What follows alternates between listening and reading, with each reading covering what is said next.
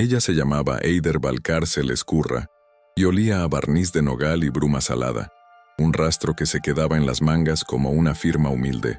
Quien la conocía de cerca sabía que se detenía siempre un segundo antes de cerrar la puerta del taller en Guecho, para escuchar si algún instrumento respondía a su ausencia. A veces volvía sobre los pasos, abría el estuche de la bandurria con la charnela cansada, ajustaba medio milímetro el alma de una vihuela de 1780 y solo entonces respiraba, tranquila. Sus mañanas eran un catálogo de pequeñas decisiones, lijas numeradas con lápiz, pinceles con cerdas contadas, un paño de algodón heredado de su abuelo carpintero que ella planchaba como si fuera mantel de domingo. Por la tarde, en el hospital de Cruces, cargaba una mochila con galletas sin azúcar y apuntes de un ensayo clínico demasiado caro.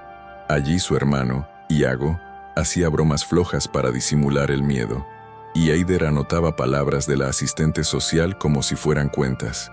Prioridad, lista, veremos. Observaba todo con un pudor atento, la luz amarilla sobre el vinilo del pasillo, el chirrido del tranvía, la manera en que la esperanza se encogía cuando faltaba una firma.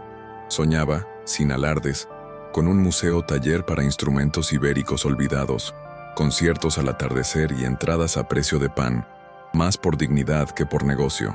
Él era Pedro Ruán, madrileño de palacete silencioso y helicóptero discreto, un hombre que podía comprar tiempo de los demás menos el propio. Detrás de su apellido había autopistas inteligentes, satélites de rastreo logístico, contratos de energía que movían titulares y a la vez un cuidado extremo por no dejar huellas fuera de lo imprescindible. Quien le veía de cerca notaba un hábito. Al ajustar la corbata, rozaba el nudo con el dorso de los dedos, como si comprobara una temperatura interior. Aquella noche, en el Palacio de Cibeles, la vida se le partió con luz blanca. Su prometida, Odalina Reig, devolvió el anillo, frente a una mesa cubierta de copas todavía húmedas, y entregó a un consejero externo un dossier con correos y hojas de cálculo que sugerían pérdidas maquilladas en un fondo verde de su propia holding. La orquesta insistía con un adagio sin ganas, los accionistas cuchicheaban, y Beltranita, un consejero que sabía sonreír con los dientes apenas, dejó caer que habría una votación de emergencia. Pedro salió a la lluvia con el saco sobre los hombros y la corbata en el bolsillo, con el estómago tirante y una idea fija. Necesitaba aire que no oliera a colonia de humillación. El chofer le siguió a distancia. Él caminó sin rumbo, mojándose como si el agua pudiera borrar su nombre.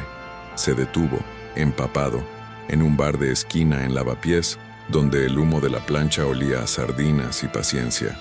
Un hombre tocaba un fandango cansado en un laúd que pedía clemencia, y el zumbido de conversaciones parecía buscar el tono sin hallarlo. La dueña, Ushia Bragado, le reconoció no por la cara, sino por la manera de mirar hacia adentro, y recordó a una clienta de ferias artesanales que sabía escuchar madera. Marcó el número sin darle vueltas. «Eider, trae tus manos. Tengo un rico con el corazón roto y un instrumento que cruje como puerta vieja». Eider llegó con un pañuelo azul petróleo sujetando el pelo y una caja de herramientas que había forrado con retales. No preguntó quién pagaría ni cuánto. Pidió bajar el volumen y acercó el oído a la tapa del laúd como quien busca vida. Pedro observó un gesto que no estaba acostumbrado a ver: indiferencia limpia ante su nombre. Ella tocó 2 notas y el bar, por un segundo, bajó la barbilla. En la cara de Pedro apareció una vergüenza sin discurso, la sensación de que llevaba años oyendo sin escuchar. Eider pidió un paño, un cuenco con agua tibia y silencio. Al primer ajuste, el laúd dejó de quejarse. Él respiró como si le soltaran un nudo que no sabía nombrar. La propuesta no nació del romanticismo sino del apremio, y tuvo la claridad áspera de lo necesario. Eider explicó lo del ensayo clínico para Iago. 50.000 euros, 2 pagos, un plazo que mordía el calendario. Pedro, con la camisa pegada a la piel, aceptó antes de sacar la cartera, pero no por el dinero, que para él era café. Lo hizo porque comprendió que aquella mujer no le ofrecía afecto ni coartadas, sino algo más difícil de conseguir en su mundo: Un espejo sin dorado. Ella fue precisa. No seré tu novia de alquiler. Seré tu traductora de humanidad. Entro contigo a la asamblea de accionistas. Te digo lo que nadie te dice. Te enseño lo que no ves. Si me escuchas, quizá te sostengan por reconocer que eres más que tus gráficos. Si no, me pagas igual y no vuelvo. Pedro notó el impulso infantil de discutir las condiciones. Guardó silencio, porque reconoció la sensación de estar delante de alguien que defendía un límite sin tremolar. Uxia anotó en una servilleta un número de cuenta. Eider guardó su caja de herramientas, y Pedro salió con una promesa que no sabía cómo cumplir. Llegar una semana después a la asamblea sin esconderse. Los días siguientes fueron una música tensa organizada en pequeños rituales. En el taller de Getcho, Eider le enseñó a escuchar el espacio entre los ruidos, la cuerda que todavía no afina, el golpe mínimo del pulso cuando uno miente, la forma en que una tapa vibra distinto si la sala está llena de gente que respira rápido. Cambiaron la corbata por una camisa de lino que no gritaba marca. Ajustaron la historia que Pedro contaría, sin épica ni tecnicismos, con pérdidas nombradas por su nombre y un compromiso que no sirviera solo para la foto. Ella dibujó en un cuaderno el mapa de quienes realmente votaban. Añadió flechas y anotaciones como si fuera un diapasón de voluntades. 3 indecisos por miedo reputacional, 2 cansados del estilo Beltrán, 1 sensible a la palabra prudencia. Pedro, por primera vez en años, dejó que alguien ordenara su respiración. Habló de su padre, de la primera obra que dirigió sin dormir, de cómo había aprendido a ganar cerrando puertas. Eider escuchó con la paciencia práctica de quien encola costillas. No decía, estará bien, decía, así suena honesto. Al despedirse esa tarde, a Pedro le temblaron los dedos al no buscar la tarjeta de un asesor. Algo empezaba a moverse sin ruido, como madera que deja de forzar su propia forma. Antes de continuar, una pausa breve. Si esta historia ya te removió algo por dentro, cuéntame en los comentarios qué emoción te despertó hasta ahora.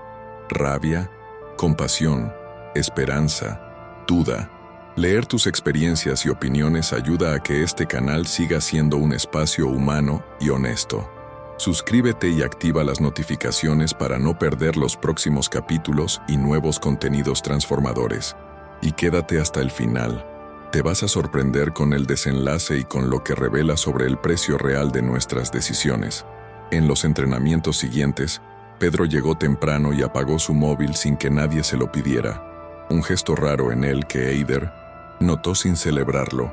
Ella colocaba sobre la mesa una bandurria vieja a la que había devuelto el aliento y le pedía que explicara en voz baja por qué había querido dirigir una empresa que ya parecía un país. Pedro respondía con frases que se le volvían largas, como si por fin se escuchara respirando. En ese cuarto estrecho olía a cola caliente y a café tibio. Los vecinos pasaban dejando un ruido de pasos que recordaba que el mundo continuaba.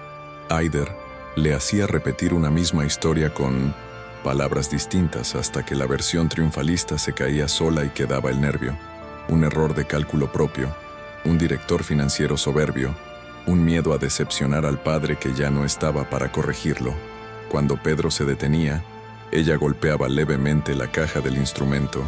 Ahí, decía, como marcando un compás honesto. Él asentía, cansado, agradecido por esa forma de guía que no humillaba, y sin embargo, cada vez que miraba el reloj, le volvía el vértigo del calendario. La asamblea se acercaba como un examen para el que uno estudia, sabiendo que el jurado espera un tropiezo. La desigualdad entre sus mundos se hacía visible en detalles pequeños que a Eider le pinchaban el orgullo y la piel a la vez. Pedro llegaba con un chofer que se quedaba esperando sin quejarse. Ella viajaba desde el hospital con una mochila que olía a desinfectante y mar, y a veces con las zapatillas mojadas por la lluvia en la estación. Cuando él proponía pagarle también el alquiler de un mes, para que no se preocupara por el taller, ella rechazaba con un «no me compres el silencio», que a Pedro se le quedaba clavado como un recordatorio de que la ayuda tiene forma y momento. Un mediodía, mientras almorzaban bocadillos envueltos en papel craft, Eider recibió una llamada del médico. Iago estaba débil tras la última serie de pruebas, y la plaza del ensayo Se confirmaría solo si llegaba el primer pago ese viernes. Pedro escuchó sin interrumpir. Sacó el teléfono para hacer la transferencia y luego lo guardó sin mostrar la pantalla, como si entendiera que exhibir generosidad es otra forma de imponerse.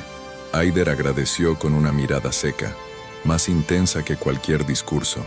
Por dentro, una parte de ella respiró, otra se encogió por depender de quien podía cambiar la realidad con un gesto. Hubo también señales de peligro, sutilezas que decían más que un portazo. Beltranita movía peones en silencio, mensajes filtrados a 2 columnistas, insinuaciones sobre un supuesto acuerdo sentimental entre Pedro y una mujer desconocida, y un relato que le pintaba como un heredero caprichoso, sin capacidad de reconocer errores. Eider se enteró por Ushia, que leyó titulares en el móvil y frunció el ceño.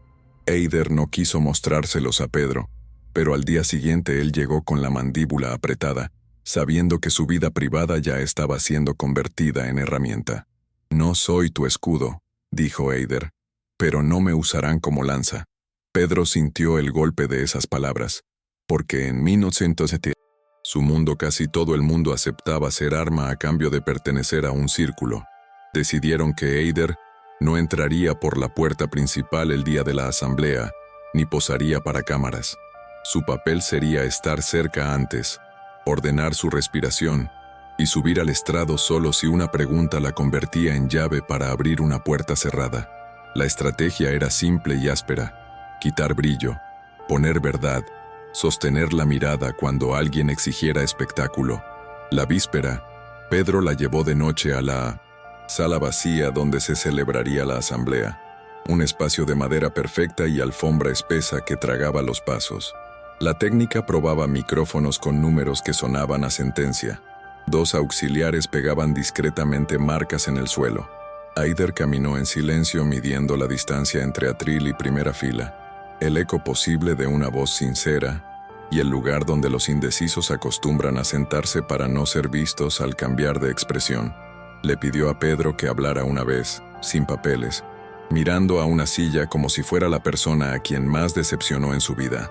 Él eligió «mi padre» y empezó con un tono que pronto se quebró en la sílaba menos pensada. Esa grieta fue el sonido exacto que Eider buscaba. Le corrigió una frase demasiado limpia, quitó 2 tecnicismos, dejó una pausa donde debía caber una respiración de vergüenza y promesa. Cuando terminaron, la técnica les miró con un gesto raro, como quien presencia algo más serio que un ensayo.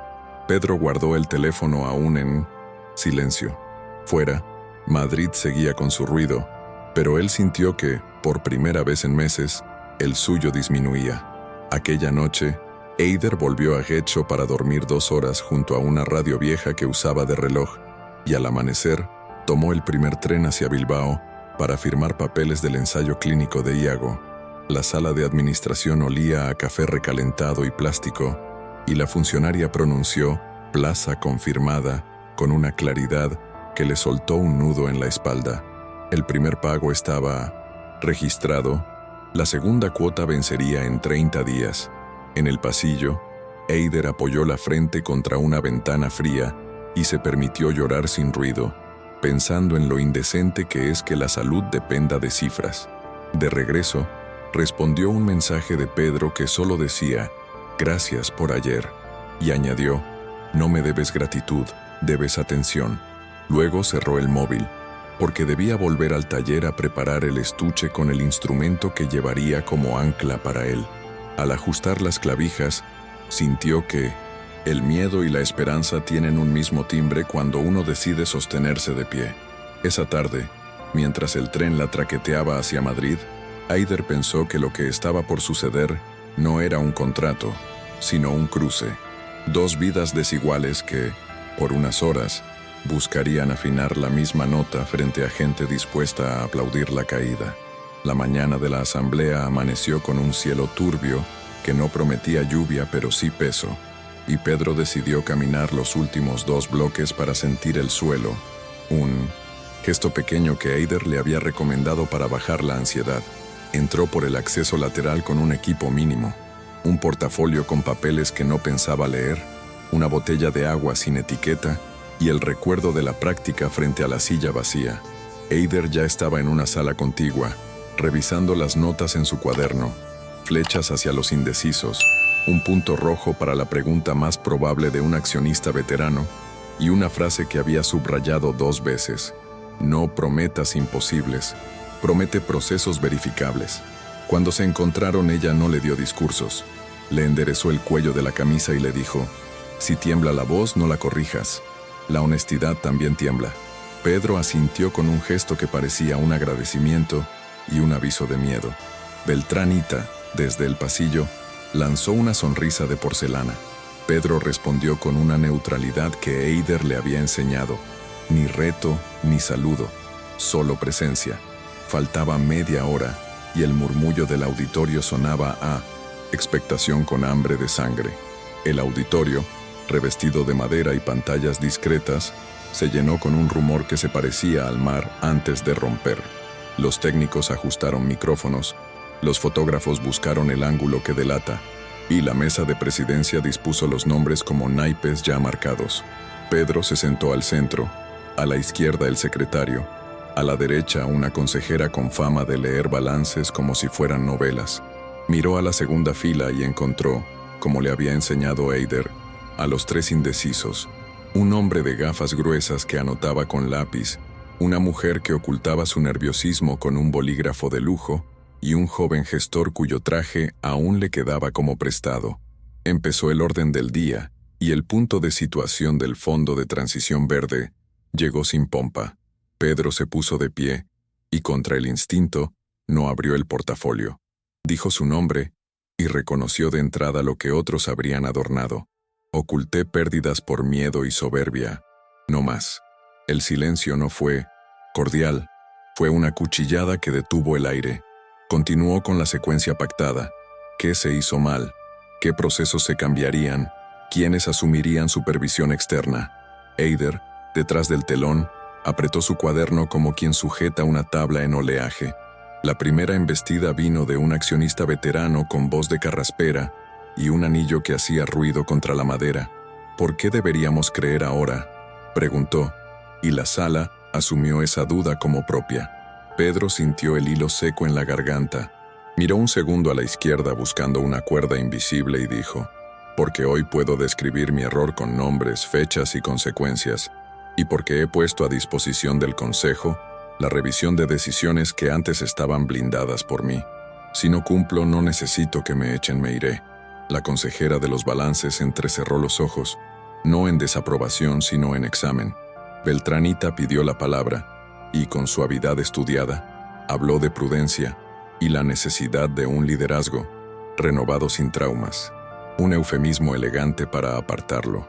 Pedro escuchó sin replicar y, cuando le devolvieron el micrófono, dijo: acepto la supervisión del Consejo durante 12 meses y la publicación trimestral de los avances del plan. Acepto perder poder si no cumplo cada hito. Eider había dicho que la palabra hito tranquilizaba a los que necesitaban concreciones. Al pronunciarla, algunos bolígrafos dejaron de golpear la mesa.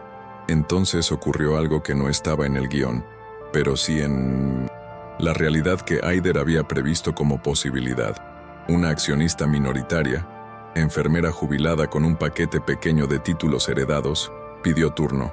Dijo que había perdido a su marido esperando una medicación que llegó tarde por retrasos administrativos y cobardías encadenadas, y que escuchar a un directivo nombrar su miedo le parecía más útil que ver otro cambio de silla. No defendía a Pedro, aclaró, defendía la idea de que, una vez en la vida, alguien con poder se atreviera a admitir el daño y a corregirlo con mecanismos verificables. Ese testimonio cortó el guión de Beltrán, que preparaba una pregunta trampa. Hubo un aplauso breve, contenido, de esos que no se sabe si son apoyo o necesidad de respirar. Pedro inclinó la cabeza, no en gesto teatral, sino para sostener esa mirada concreta. Eider, detrás, se permitió soltar el aire por la nariz. No era victoria, era un pequeño cambio de corriente. Uxía, viendo la transmisión en el móvil de la barra, dejó por un segundo de secar vasos. Beltrán recuperó la iniciativa con una moción hábil. Propuso una auditoría forense externa, y la suspensión temporal de ciertas facultades ejecutivas, aderezando el discurso con palabras como saneamiento y confianza del mercado. Era un golpe calculado para dejar a Pedro en pie pero atado. Pedro aceptó la auditoría sin titubeo y añadió algo que no habían pactado, guiado más por lo aprendido que por el instinto político. Si el informe revela que mi continuidad obstaculiza el plan, me apartaré sin indemnización. La frase cayó con peso específico y Eider entendió la jugada: convertir la espada en pacto. La consejera de los balances pidió entonces criterios y plazos. Pedro los enumeró con precisión, como había practicado. Revisión en 90 días, primeros cambios en 120, reporte público a 6 meses. Cuando la votación se abrió, la sala ya no olía a casa, sino a cálculo. No era un perdón, era un condicional estricto. Eider, que desconfiaba de los finales fáciles, pensó en Iago y en la segunda cuota que debía llegar en 30 días. Pensó también en el museo que tal vez algún día olería a madera y sal, con puertas abiertas a precio de pan. El marcador electrónico reflejó el resultado: continuidad bajo supervisión, por una diferencia corta que dolía y aliviaba a la vez. Cuando terminó la sesión y la gente comenzó a levantarse con ese ruido de sillas que suena a tregua, Pedro no sonrió ni buscó manos. Miró primero hacia la sombra donde sabía que Eider estaría y, al encontrarla, asintió apenas, un gesto corto que decía: sigo aquí. En el pasillo, los pasadores de corbata se convertían en micrófonos dispersos. Un periodista preguntó si la traductora de humanidad era un eufemismo para asesora de crisis, y Pedro respondió sin levantar la voz: es alguien que me ayudó a decir la verdad sin adornos. Beltrán se acercó con cortesía profesional y un filo que Eider olió al instante. Le dio a Pedro una palmada seca en el brazo y dijo que el mercado necesitará pruebas, no confesiones. Eider guardó su cuaderno y antes de irse, le recordó en voz baja que había que entregar por escrito los plazos prometidos y enviar una carta a los empleados reconociendo el impacto interno, los bonus congelados y ese silencio de pasillos que deja la desconfianza. Pedro lo anotó como quien toma un vaso de agua después de correr, sin discutir. Afuera, 2 cámaras intentaron cercarlos. Eider bajó la vista, pasó de largo, y Pedro aprendió la utilidad de no protagonizar cada plano. La primera tarde sin foco mediático fue un pequeño laboratorio de consecuencias. El consejo envió un correo con la resolución y los primeros pasos de la auditoría, y en cuestión de horas, un par de analistas publicaron lecturas dispares. Uno celebraba la muestra de humildad ejecutiva, otro auguraba agonía controlada. Pedro se sentó frente a la ventana de su despacho, donde la ciudad parecía un tablero sin instrucciones, y redactó el borrador de la carta a los 15 empleados con frases que antes habría delegado. Eider revisó desde el taller, tachó un «lamentamos profundamente» por sonar a protocolo y sugirió un «sé que he generado daño específico, retrasos de proyectos, ajustes de plantilla, incertidumbre en los pasillos. Esto es lo que haré para repararlo». El correo salió al final del día, y en respuesta, llegaron mensajes que no eran dulces ni feroces. Eran concretos, con ejemplos de lo que dolía y de lo que podría cambiar. Eider le pidió a Pedro que leyera 10 al azar sin defenderse por dentro, y que respondiera 3 con acciones verificables en una semana. Él aceptó, cansado de su propia retórica. Por la noche, el helicóptero siguió en el helipuerto. Pedro prefirió un coche común y 10 minutos de aire con las ventanillas abiertas.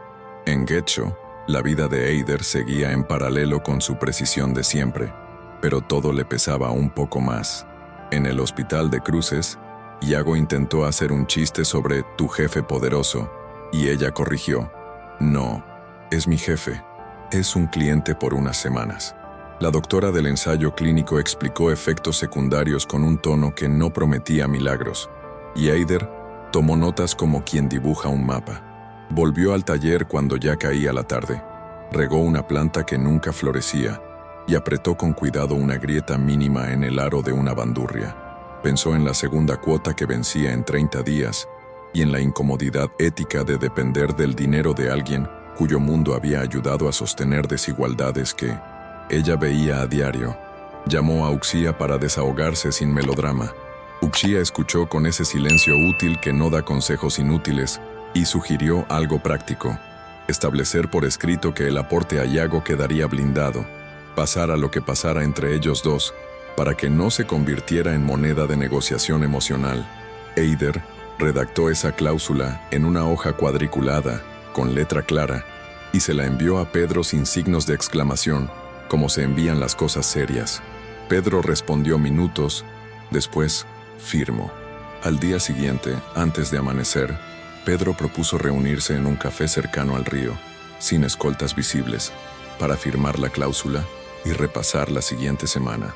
El camarero los miró con esa neutralidad que es respeto, y Eider desplegó la hoja como quien presenta una herramienta. Pedía que el segundo pago fuera irrevocable y que, si la auditoría lo derribaba, él garantizara ambas cuotas desde un fondo personal separado de la empresa. Pedro leyó 2 veces. Pidió añadir una línea que protegiera también la continuidad del ensayo si él sufría embargos, y firmó sin teatralidad. Fue la primera vez que hablaron de lo personal sin girar alrededor de lo urgente. Él contó, no para inspirar, cómo había aprendido a no pedir ayuda para no deber nunca. Ella dijo que a veces la independencia extrema es otra forma de orgullo. Hubo un desacuerdo limpio cuando él ofreció encargar a su equipo de comunicación un perfil humano sobre el taller de Eider para apoyar el museo. Ella dijo que no quería convertirse en una historia útil para su reputación. Pedro aceptó, y quizá por eso se permitió algo extraño en su gramática: pedir perdón sin justificar. Pero la tregua tuvo sus grietas en el primer roce con la élite que lo rodeaba. Una cena con 3 inversores y un político en un restaurante sin cartas, donde los platos salían sin ser pedidos, puso a Eider ante el espejo de una cortesía que hiere. Ella había ido porque Pedro creía que escucharla en off, antes de la ronda de preguntas de la auditoría, le ayudaría a sostener el tono. Sin embargo, uno de los inversores, con una sonrisa que nunca llegaba a los ojos, le preguntó si el proyecto del museo era una manera elegante de pedir subsidios. Eider respondió con calma que el museo era una propuesta de acceso y conservación, con entradas a precio de pan. El político dijo, «¡Qué poético!», y soltó una risa blanda. Pedro sintió que aquello descendía a una humillación cortés. Interrumpió y dijo que ningún proyecto de la casa recibiría €1 si no cumplía criterios públicos de impacto y transparencia, y que si algún día apoyaba el museo, sería con reglas iguales para todos. Eider agradeció con un gesto mínimo. Por dentro, se le encogió algo que tenía que ver con la soledad. Salieron al aire fresco sin hablar. Al despedirse, ella dijo, «No necesito defensa teatral, necesito que entiendas dónde duele». Él asentó, sincero y desarmado, como quien reconoce un terreno que aún no sabe caminar. Aquella noche, de regreso en el hotel donde apenas dormía, Pedro repasó la cena como quien repasa una herida con la lengua. Duele, y sin embargo, uno vuelve ahí para medir el daño. Se sorprendió abriendo el bloc de notas del móvil para escribir frases que Eider le había dicho a lo largo de la semana y que ahora sonaban menos a consejos y más a pequeñas brújulas. No prometas imposibles. Nombra lo que hiciste mal. No me compres el silencio. Cerró el teléfono y se quedó mirando el techo, consciente de que su vida entera estaba montada sobre la idea de control y de que esa idea, esa noche, le pesaba como una armadura fuera de época. Eider, en el tren de vuelta a Getxo, apoyó la mejilla contra el vidrio y dejó que el traqueteo ordenara lo que sentía.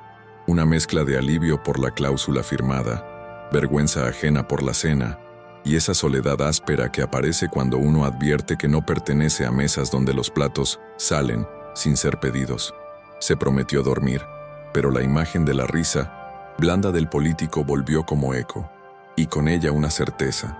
Su papel no era educar a esa gente, sino sostener la línea recta de su propio límite. Antes de cerrar los ojos, redactó mentalmente 3 ajustes para el encuentro del lunes con la auditoría.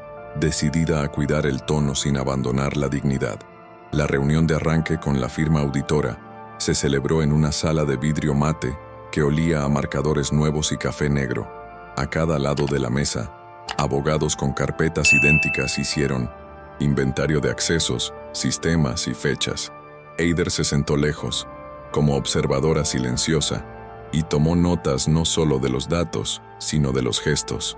El consultor que evitaba mirar a Pedro cuando hablaba de controles segregados, el directivo que cruzaba los pies al mentir, la gerente que asentía demasiado rápido a todo lo que sonaba a plan.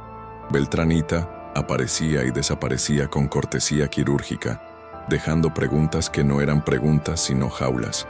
¿Quién aprobó exactamente el diferimiento de pérdidas? ¿Qué correo valida la decisión?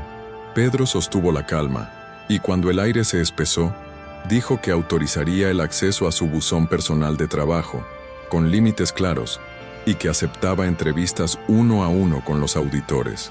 No era una renuncia, era una forma de abrir la ventana sin derribar la pared. Al final, mientras recogían los cables de las presentaciones, Eider se acercó y le señaló en voz baja 2 palabras que había usado sin querer: opaco y blindado. Obe pidió cambiarlas por insuficiente y mal diseñado. Lo primero castiga, lo segundo permite reparar. Pedro lo anotó como se anotan las cosas que cambian hábitos. En cruces, Iago llevaba una pulsera de identificación nueva y un humor que iba y venía con las náuseas. La doctora habló de un primer ciclo que podría detener el avance y, con suerte, mejorar parámetros en semanas. Eider asentía sin lágrimas, porque había aprendido a llorar solo cuando ya no quedaban hojas que firmar. En la sala de... Espera, una mujer de Alonsotegui le contó que vendían un coche para pagar viajes, y Eider sintió esa culpa enredada que aparece cuando el dinero llega por un camino torcido pero necesario. Salió a la calle a respirar y le vibró el móvil con un mensaje de Uxia. Han sacado un titular con tu foto. Dicen la mujer que humaniza al ejecutivo. El estómago se le cerró. Abrió el enlace y vio una imagen robada a la salida de la asamblea, recortada para parecer íntima. No era escándalo, era invasión. Pedro respondió en minutos, sin pausa ni excusas. Haré retirar la foto por vía legal. No hablaré de ti en ninguna entrevista. Eider agradeció, seca, y decidió una cosa práctica: cambiar la ruta al taller, hablar con el vecino del portal para que, si veía a alguien merodear, le avisara. No se dramatiza la intromisión, se gestiona, pero duele igual. El martes, Eider preparó un simulacro incómodo que Pedro aceptó por disciplina más que por gusto. Entrevistas rápidas con 3 perfis distintos que podrían aparecer en medios o en el consejo. Ella interpretó a la consejera de balances y disparó preguntas que iban a hueso. ¿Por qué no informó al comité cuando supo del desfase? Dígame una medida concreta que le cueste poder. Pedro sudó, pidió agua, y por primera vez no respondió con perífrasis. Nombró fechas, responsables y su propio error de juicio. Luego Eider se volvió periodista económico y cambió el tono. Menos técnica, más colmillo, exigiéndole que explicara sin tecnicismos qué haría para que un empleado temporal no perdiera su contrato por sus decisiones. Pedro habló de un fondo de estabilización interno, pequeño pero inmediato. Eider le dijo que eso debía existir ya, con cifra y fecha. Por último, se puso en la piel de un proveedor que había visto congelarse un pago. La pregunta fue simple: ¿y a mí quién me paga las semanas de angustia? Pedro guardó silencio un segundo largo y apuntó: compromiso de moras 0 a 60 días. Revisión con tesorería los viernes. Publicar avance. Cuando terminaron, él estaba agotado y, sin embargo, más liviano. Se parecía a un instrumento que al fin deja de luchar contra su propia forma. La respuesta de Beltrán no tardó. Una nota sin firma circuló entre corredores y periodistas afines, sugiriendo que Pedro intentaba ganar tiempo con gestos emotivos y que una artesana vasca era parte de una operación de imagen. Alguien pegó una copia impresa en la puerta del taller de Eider. No era amenaza, era desprecio. Ella la despegó con calma, la dobló en 4 y la guardó en una caja junto a maderas sobrantes. como quien archiva pruebas para cuando toque confrontar. Pedro llegó esa tarde sin avisar, en un coche cualquiera, y ofreció poner seguridad privada frente al portal. Eider dijo que no quería hombres con auricular asustando a los vecinos, que prefería una medida útil, una cámara discreta dentro del taller y un protocolo de cierre con el cerrajero del barrio. Pedro accedió y dejó sobre la mesa una tarjeta con 1900, un número de emergencia que no era el suyo, sino el de una persona capaz de resolver sin hacerlo noticia. La desigualdad seguía ahí, visible, pero por primera vez no parecía una vía de un solo sentido. Cada quien ponía algo que el otro no tenía, cuidando que ese intercambio no se convirtiera en deuda moral. Afuera, la tarde olía a lluvia que quizá no llegaría, y los dos, sin decirlo, supieron que el ruido iba a subir antes de bajar. La semana siguiente amaneció con una mezcla de tareas y sombras, reuniones con áreas técnicas, llamadas prudentes con bancos, y un silencio incómodo en los pasillos que hacía eco de pasos viejos. Pedro comenzó a implementar cambios que parecían menores, pero alteraban la gramática del poder. Separó la aprobación de inversiones de su firma única, creó un comité con voto real de 2 perfiles que antes eran decorativos, y obligó a que cada nuevo proyecto incluyera un mapa de riesgos que cualquiera pudiera leer. Eider, desde el taller, revisaba sus correos antes de abrir la puerta. Proveedores que agradecían la promesa de pagos a 60 días. Empleados que contaban por primera vez lo que había costado sostener departamentos con plantillas cortas. Y también un par de mensajes anónimos con veneno torpe. En cruces, Iago soportó el primer ciclo con una fortaleza que desordenaba a Eider. Estaba cansado, pero con una ironía que lo mantenía a flote, y ella salía del hospital queriendo aplaudir y gritar a la vez. Por las noches, cuando el taller quedaba en silencio, Eider afinaba una bandurria como quien recompone un pensamiento. Tenía claro algo que no quería olvidar. No había llegado a la vida de Pedro para arreglarle la biografía, sino para sostener una verdad útil mientras su hermano peleaba por días mejores. Beltrán, al verse contenido en el tablero formal, escogió un terreno donde Pedro era torpe. El rumor bien contado. Una columna insinuó que el nuevo tono confesional era una estrategia importada de consultores de crisis estadounidenses. Otra sugirió que la auditoría estaba domesticada porque un antiguo socio de Pedro dirigía, en otra vida, una firma ahora subcontratada para el análisis de datos. Nada era formalmente falso, nada era enteramente cierto. A Eider no le sorprendió la coreografía. Olía a guante fino manchado de tinta vieja. Lo que sí le golpeó fue ver a su madre, que vivía en Bermeo, llegar al taller con un recorte en la mano y la inquietud de quien no entiende por qué la vida de su hija aparece en periódicos. Eider la sentó, sirvió té y explicó con calma que estaba en un tramo de camino que pedía piel dura y cabeza fría. Pedro quiso ofrecer enviar un abogado para barrer menciones. Eider le dijo que no hicieran de una firma de abogados un tótem en el barrio. Prefirió algo sencillo, un comunicado breve en su web del taller aclarando que no ofrecía servicios de comunicación, que su trabajo era restaurar instrumentos y que cualquier otra atribución era ajena. Pedro, por su lado, pactó con su equipo una regla inviolable: no nombrar a Eider ni sugerir su existencia en ninguna interacción pública. Sabía que la cuidaba también protegiendo su anonimato. El tercer viernes llegó con una llamada de madrugada que les agarró a cada uno en su esquina. En la nave secundaria de la empresa, un supervisor detectó que un lote de registros había sido manipulado. Nada se había borrado, pero ciertos accesos aparecían en fechas imposibles, como si alguien quisiera embarrar la traza para luego señalar caos. Pedro fue el primero en llegar, sin corbata y con la mandíbula dura. Pidió que nadie tocara nada hasta que IT hiciera una copia fría del sistema. La tentación de culpar a Beltrán apareció como un reflejo, pero Eider le había enseñado a desconfiar de las explicaciones que alivian demasiado. Llamó a la auditora y ofreció que su propio equipo quedara fuera de la primera inspección. Era un gesto costoso que evitaba la sospecha de interferencia. Mientras tanto, Eider, alertada por un mensaje escueto, Viajó a Madrid con la caja de herramientas por costumbre y una libreta en blanco. No podía reparar servidores, pero entendía de señales. A veces no se rompe para destruir, se astilla para narrar que todo está roto. Al mediodía, el informe preliminar indicó lo obvio y lo inquietante. La manipulación venía de una cuenta con permisos antiguos no revocados, heredados de un director retirado, y hubo actividad desde una IP interna. Pedro suspendió al responsable de sistemas por negligencia y comunicó a toda la casa en 2 párrafos secos qué había pasado y qué harían. El rumor perdió fuerza al chocar con un relato claro. Esa noche, a la salida de la empresa, 2 cámaras aguardaban la declaración fácil que sería clip del día. Pedro recordó el consejo de Eider. Siempre una frase y un hecho. Dijo: hemos detectado manipulaciones en un entorno viejo, ya aislado.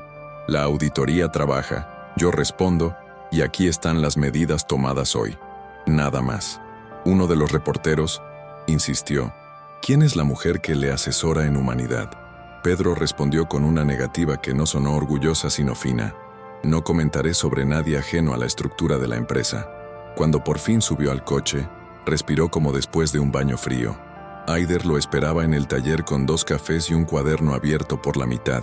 En la radio vieja sonaba un programa nocturno con llamadas de oyentes que contaban miedos domésticos. Hablaron sin prisa, con frases cortas, del día y del peso, de sostener un relato sin artificio. Eider le recordó que aún faltaba la segunda cuota para el ensayo de Iago, y que, aunque el calendario parecía estable, nada lo era de verdad en su mundo, ni en el de él. Pedro asentía con la fatiga clavada en los ojos. Antes de irse, Eider le pidió que escribiera a mano, esa misma noche, 3 compromisos que no dependieran de votaciones ni de terceros, decisiones de su autoridad personal, pequeñas pero simbólicas. Él se llevó el cuaderno, dispuesto a llenar una página sin ayuda. El sábado por la mañana, cuando la ciudad aún bostezaba, Pedro volvió al taller con el cuaderno completo. Había escrito: 1. Renuncia a coche con chofer para trayectos urbanos, salvo emergencias. 2. Calendario público de sesiones quincenales con empleados de base, rotando áreas. 3. Fondo inmediato para proveedores pequeños con moras, con tope y fecha de activación. Eider leyó, evaluó consecuencias y dijo que el punto 1 era gesto saludable, el 2 útil si se cumplía con puntualidad y el 3 imprescindible si quería que su palabra tocara tierra.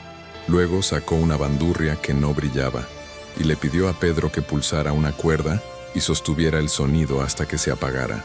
Esto es lo que pasa con los gestos, explicó.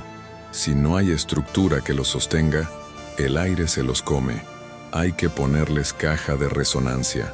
Pedro entendió la metáfora concreta, no poesía, técnica.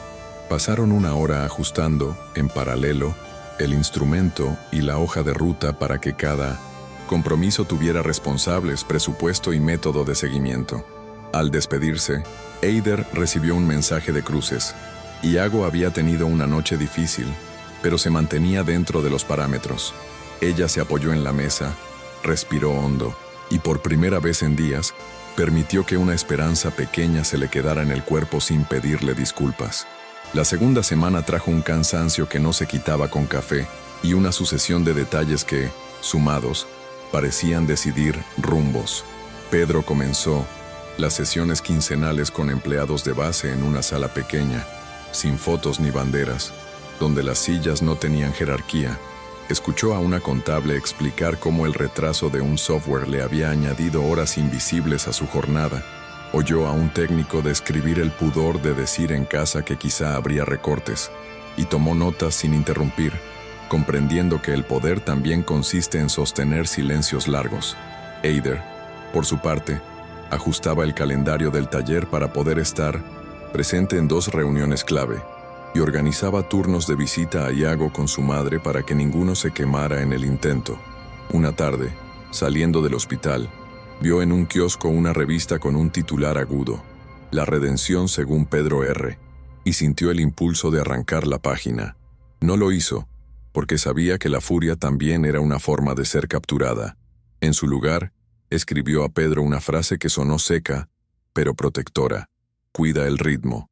Las olas rompen cuando uno cree que ya pasó la marejada. Él respondió con un recibido y agregó una foto tomada desde su despacho. Una mesa con 3 vasos de agua a medio beber, huella quieta de reuniones donde algo se estaba moviendo despacio. A mitad de semana, el comité de riesgos, recién empoderado, bloqueó un proyecto que llevaba meses preparándose. Una autopista con sensores en una región donde los márgenes estaban dibujados con promesas políticas frágiles. Era una decisión que, en otro tiempo, Pedro habría desatascado con una llamada. Esta vez, asumió el dictamen y comunicó que no forzaría una salida rápida. El precio interno fue inmediato. 2 directores históricos se quejaron en privado de parálisis por reputación y amenazaron con dimitir si el plan de controles excesivos se convertía en nuevo dogma. Eider llegó ese día al edificio por la entrada trasera, con el estuche de la bandurria como excusa para cruzar pasillos, y encontró a Pedro en el corredor menos noble, donde las paredes eran paneles viejos y el aire no sabía a perfume caro. Lo oyó decir no a una propuesta que sonaba a alivio inmediato y a trampa futura, y supo que el coste no se medía solo en acciones. Era prestigio, era pertenencia, era el club de los que siempre consiguen lo que quieren. Después, en la sala pequeña, Eider le señaló algo que quizá nadie más le diría. No te enamores del nuevo papel de austero. También puede volverse máscara. Si dudas, nómbralo. Si te equivocas, corrige. El resto es pose. Pedro la miró con una gratitud que era también agotamiento. Entendía que la verdad, sostenida todos los días, desgasta como sal en madera. Llegó entonces un correo del regulador solicitando documentación adicional sobre el fondo y una reunión extraordinaria en 15 días. No era una sanción, era un gesto de lupa que, en manos de un adversario hábil, podía convertirse en señal de debilidad. Beltrán aprovechó la corriente y reactivó viejos aliados. 2 firmas de opinión publicaron piezas que pedían transición ordenada y sugerían que Pedro, aunque bien intencionado, era ya un pasivo. La presión se hizo palpable, el ascensor tardaba más, los saludos se volvían vagos, y una tarde un asistente abrió la puerta sin golpear, y al ver a Eider sentada, vaciló con ese pudor que recuerda que no toda presencia cabe en el protocolo. En Guecho, la madre de Eider preguntó si tanta exposición merecía la pena. Eider respondió con una honestidad sin adornos. No sé, ama. Hoy sirve a Iago y me sirve a mí mantener la frente en su sitio. Mañana veremos. Esa noche Pedro envió un mensaje extraño en su sencillez. ¿Puedo visitar a Iago sin cámaras ni flores? Eider tardó 1 minuto en responder que sí, con condiciones claras. Ropa común, entrada por urgencias para evitar curiosos, conversación corta si el cuerpo de Iago pedía descanso. No era un gesto para ser contado. Era una forma de mirar al barro sin peinarlo. La visita ocurrió al día siguiente, temprano, con un cielo del color de una taza de aluminio. Pedro llegó en un coche cualquiera y caminó detrás de Eider por pasillos donde el brillo no tenía permiso de entrada. Iago, pálido pero al mando de su humor, le recibió con un «Así que tú eres el que paga mis venas de lujo». Pedro sonrió sin defensa y dijo la verdad. Soy el que debió aprender tarde que el dinero arregla facturas pero no culpas.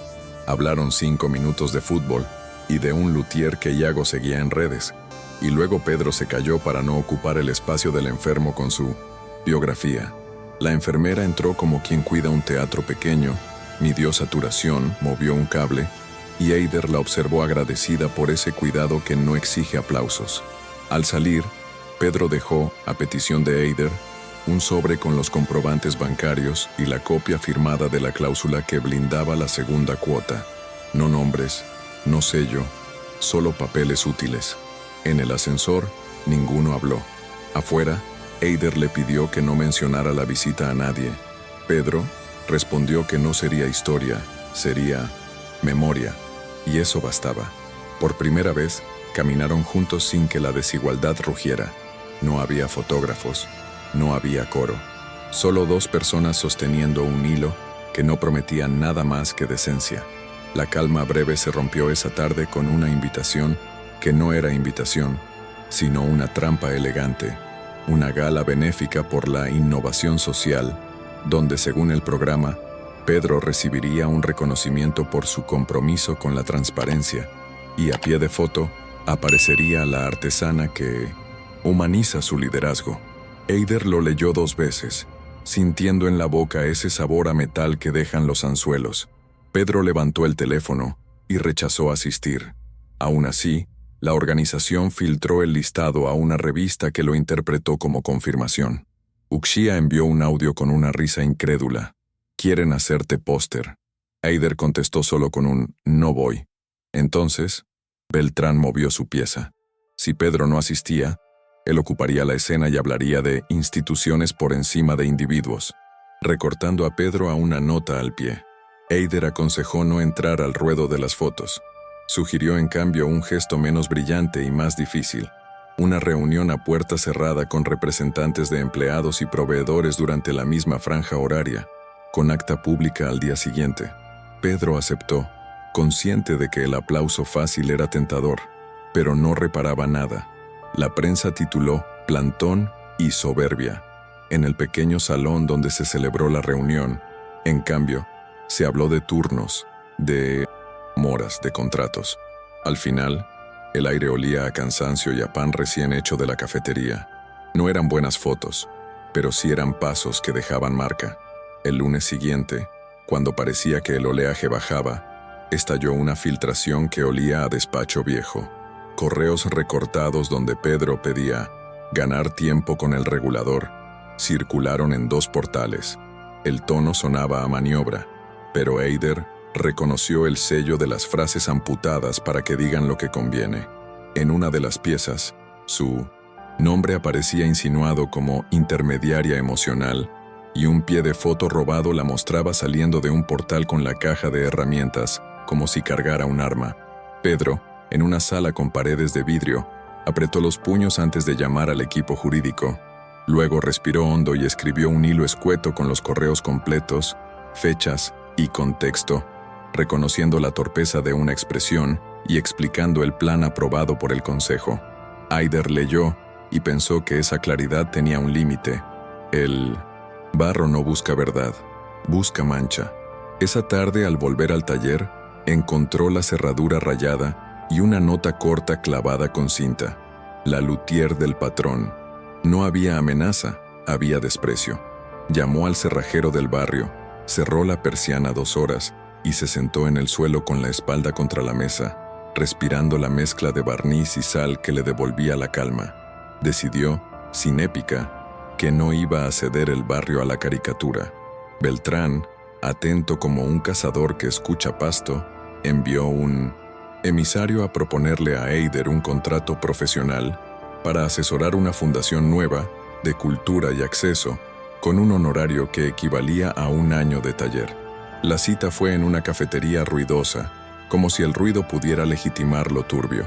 El abogado habló de impacto, de darle escala a tu sensibilidad, y le deslizó una cláusula de confidencialidad que, en la práctica, le exigía silencio sobre cualquier cosa que hubiera visto junto a Pedro. Eider pidió un vaso de agua y lo apuró. Lentamente, recordó la cláusula para blindar el ensayo de Iago, recordó la cena humillante y el cielo de aluminio del día que Pedro visitó al hermano. Dijo que no transformaría en marca lo que para ella era oficio y límite, y añadió que cualquier propuesta relacionada con su nombre debía llegar por escrito y sin trampas de pertenencia. El emisario sonrió con la condescendencia del que cree que el dinero tarde o temprano vence, y dejó una tarjeta. Eider la partió en 2 antes de cruzar la calle. Por la noche, contó a Uxía lo ocurrido. Uxía soltó una blasfemia breve y prometió estar atenta en el bar por si algún curioso quería hacerse el listo. En su cuarto, Eider durmió mal, pero no se arrepintió. Hay decisiones que duelen como una astilla que se quita a tiempo. La respuesta de Pedro a la maniobra de Beltrán no fue teatral. Convocó a la consejera de balances y al secretario a una reunión sin asesores. Presentó la tarjeta que Eider le había enviado por foto y pidió registrar en acta que cualquier intento de captación colateral sería considerado interferencia indebida en la auditoría. No acusó nombres. Describió hechos, como había aprendido. La consejera escuchó con el ceño serio de quien entiende que el poder no siempre se quiebra frente a la ley, pero sí se desgasta bajo la luz. Esto no limpia tu error, dijo, pero habla del tipo de pelea que eliges dar. Pedro salió con la sensación extraña de haber protegido algo más que su puesto. Ese mismo día, cumplió uno de sus compromisos. Publicó la agenda de sesiones con empleados y se sentó a escuchar a un grupo de mantenimiento que, con manos de grasa y una dignidad sin micrófonos, le explicaron que la nueva política de mora 0 a 60 días ya les había evitado escoger entre pagar alquiler o piezas. Volvió al despacho cansado y por primera vez dejó que el cansancio no fuera una vergüenza. Escribió a Eider un mensaje corto. «Gracias por no venderte. Sigo». Ella contestó con 2 palabras que acaso fueron abrazo y advertencia. «Sigue bien». El regulador citó a Pedro para el jueves siguiente en una sala gris con ventilación persistente y tazas de plástico. No habría cámaras, sí grabación oficial. Eider no entró, pero esperó en el pasillo como se espera la salida de un quirófano, caminando de pared a pared, contando tornillos en una rejilla. De adentro llegaban palabras que conocía de oído: gobernanza, diligencia, umbral material. Pedro sostuvo el relato sin hipérboles y cuando le preguntaron por la cultura interna, no se escondió en abstractos. Describió la presión de cerrar trimestre como un clima que él había alimentado y el nuevo método de frenar proyectos sin mapa de riesgos. Al salir, no sonrió, apoyó la espalda contra la pared y cerró los ojos un segundo. Eider le alcanzó una botella de agua y él bebió como quien vuelve de una fiebre. «No sé si alcanza», dijo. «Alcanza para hoy», respondió ella. «Mañana veremos».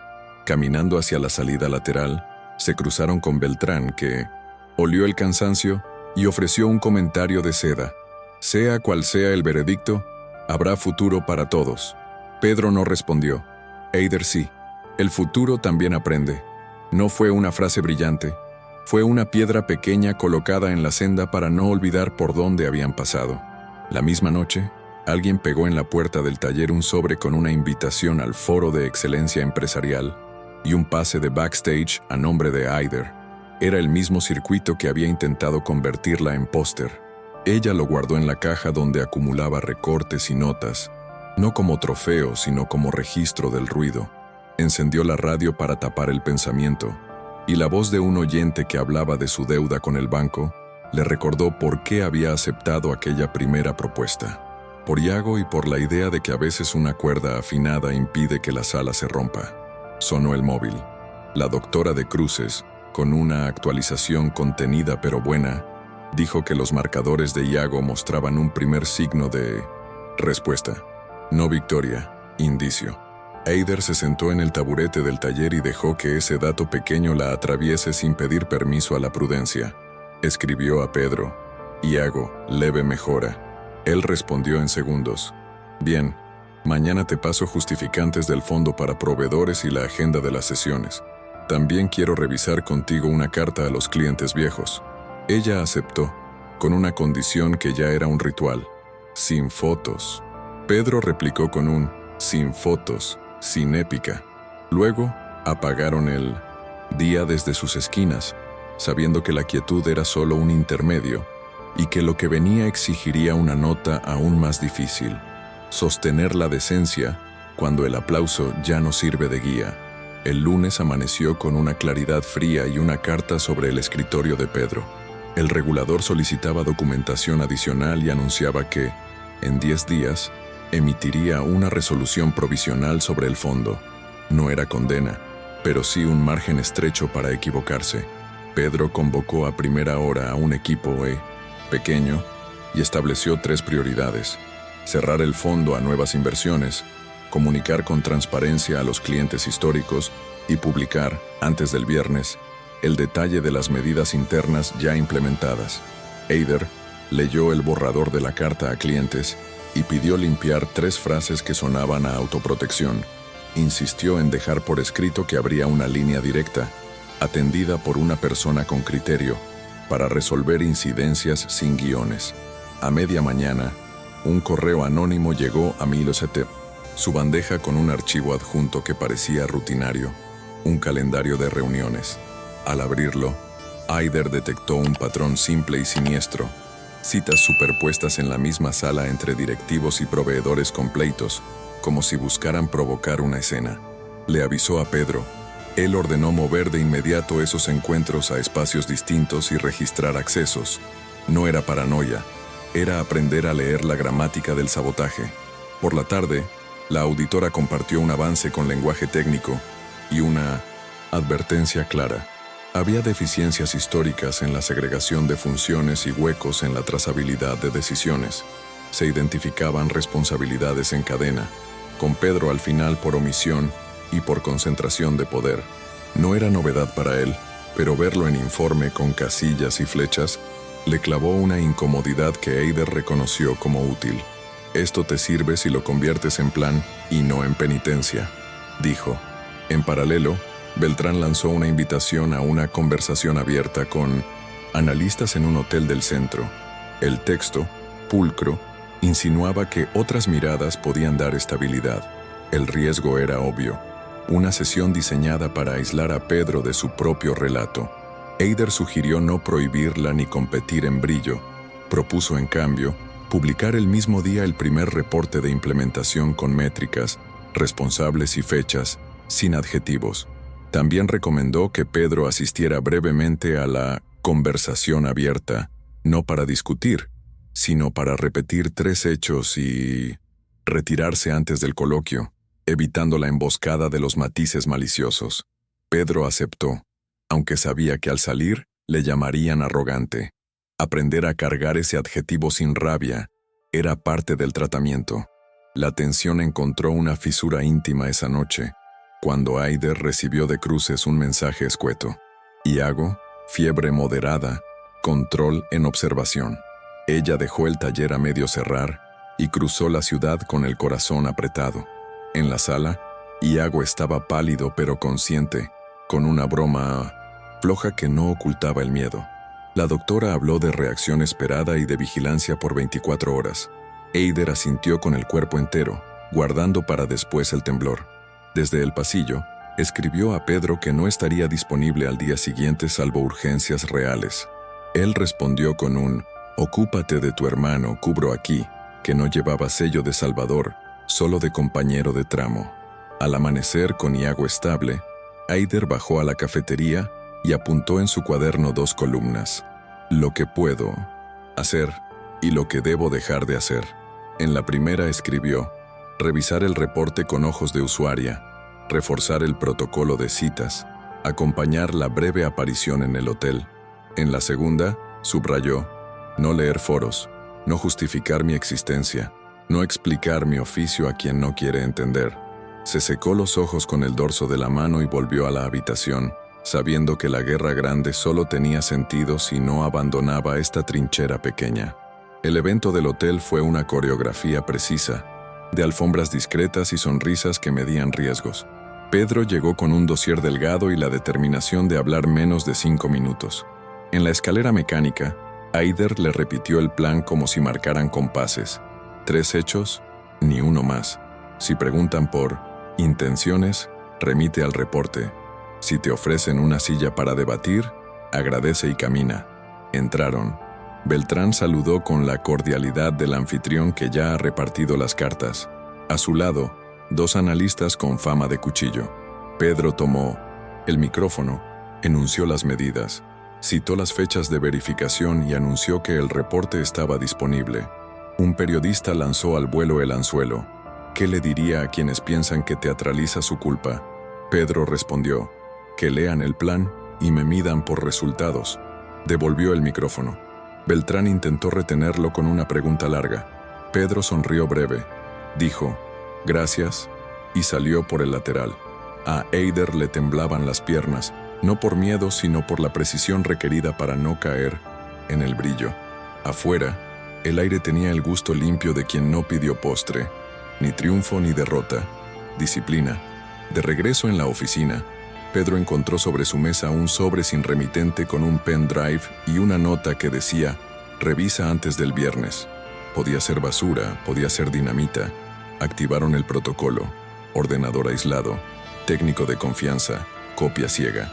El contenido eran grabaciones de audio de 2 reuniones antiguas donde un director, hoy cercano a Beltrán, presionaba para reclasificar temporalmente partidas.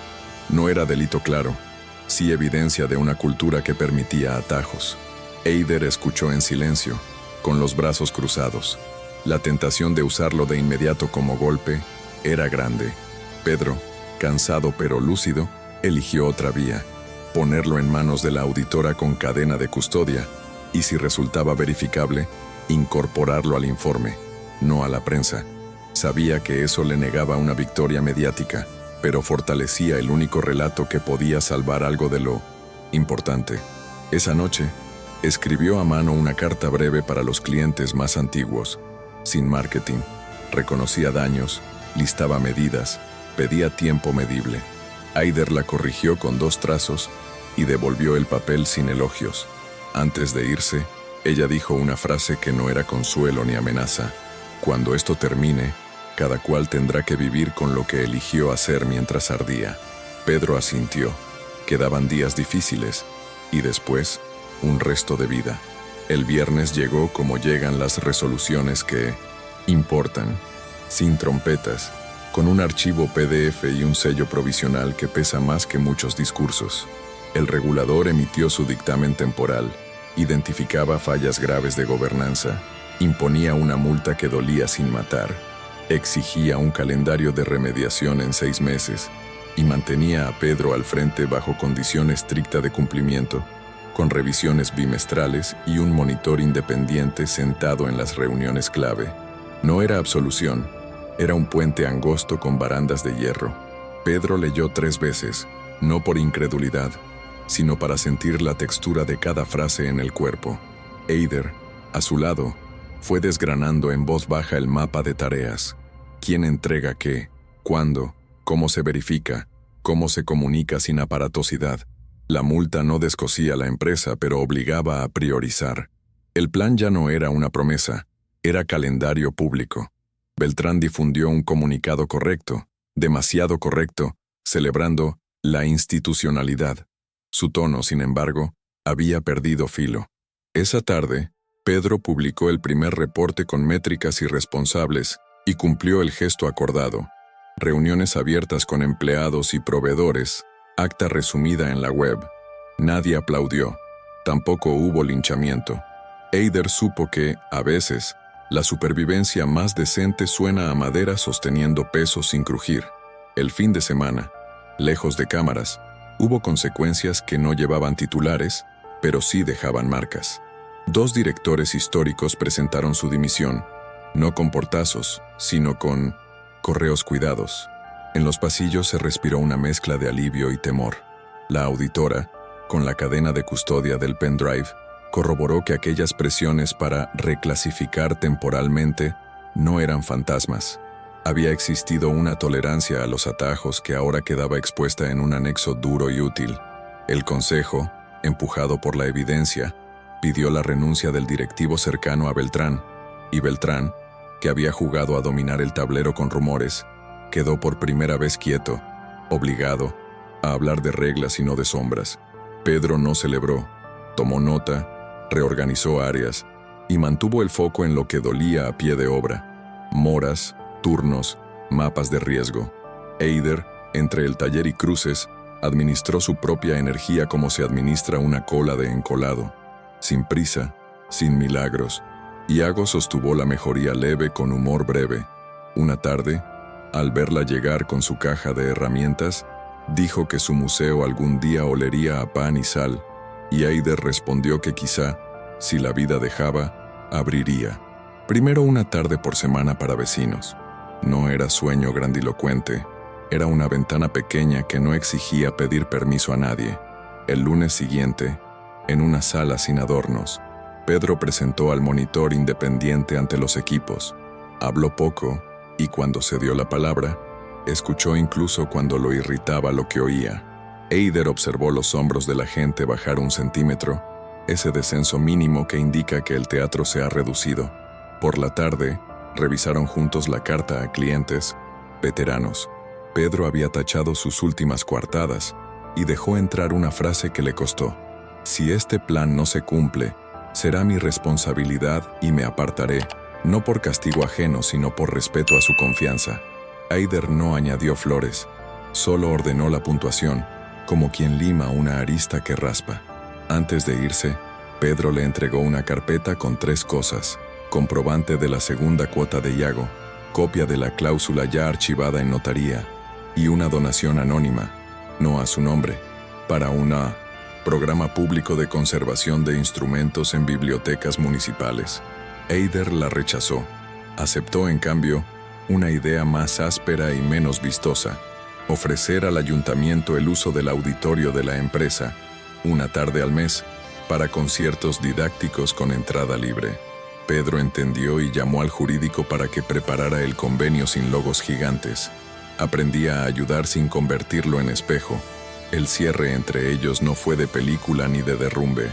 Fue un encuentro sobrio en el taller, una noche en la que Getcho olía a humedad y a promesa chiquita. Eider le devolvió el cuaderno donde él había escrito compromisos con tinta apretada. Entre las páginas había una hoja nueva con un plan para su museo-oficina.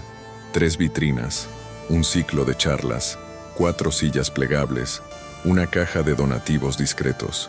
Lo haré lento, dijo ella, y sin deuda. Pedro asintió como quien reconoce un método que empieza donde terminan las fotos. Le contó que seguiría al frente bajo la mirada del monitor, que Beltrán había perdido aliados no por un golpe, sino por la luz, y que no sabía si algún día sería perdonado, pero que podía vivir con el intento de reparar. Se quedaron unos minutos escuchando el silencio del taller, ese silencio que para Eider no era vacío, sino instrumento. Antes de irse, Pedro tocó con torpeza 2 notas, no para conmoverla, sino para recordarse lo aprendido. No prometas imposibles, nombra lo que hiciste mal, no compres el silencio. Se dieron la mano como se sellan los trabajos bien hechos, con firmeza, sin promesas añadidas. Afuera, la calle era la misma, pero el aire parecía un poco menos denso. Epílogo. Meses después, cuando los informes dejaron de ser explosiones y pasaron a ser rutina, el regulador levantó la provisionalidad y mantuvo controles. La empresa no volvió a brillar, pero dejó de morder. Pedro siguió y cada 15 días se sentó a escuchar historias que no cabían en memorandos. Aprendió a cargar con una multa y con una biografía sin barniz, consciente de que algunas puertas no volverían a abrirse para él. Eider abrió una tarde por semana su pequeño espacio con instrumentos ibéricos olvidados. No había logo de nadie, sí olor a madera y sal, y un cartel escrito a mano que decía: entradas a precio de pan. Iago caminó más despacio, pero caminó. Hubo días de fiebre y otros de risa, y Eider dejó de medir la vida solo en victorias. Uxía, desde Lavapiés, mandó una foto de un vaso mojado y un «sigue latiendo». Beltrán sobrevivió a otra, silla con menos filo y más comités. Aprendió, quizá, que el futuro también aprende. Nadie salió indemne. Cada uno guardó una marca donde antes había un vacío. Y aunque hoy cueste explicarlo, lo que pasó los cambió para siempre de un modo sencillo y difícil. Supieron que a veces la dignidad no salva, pero sostiene, y que sostener, cuando todo pide espectáculo, ya es una forma de milagro posible. Si esta historia te tocó, suscríbete ahora y activa la campanita para no perder los próximos relatos, que remueven, incomodan y abrazan. Déjanos tu me gusta. Eso ayuda muchísimo a que más personas encuentren este refugio de narrativas honestas. Y cuéntanos en los comentarios qué sentimiento te quedó: reparación, dudas, esperanza, rabia. Nos encanta leerte. Al terminar el video, mira a la izquierda de tu pantalla. Te espera otra historia intensa, escogida para ti. Haz clic y sigue con nosotros. Lo mejor de este viaje emocional aún está por venir.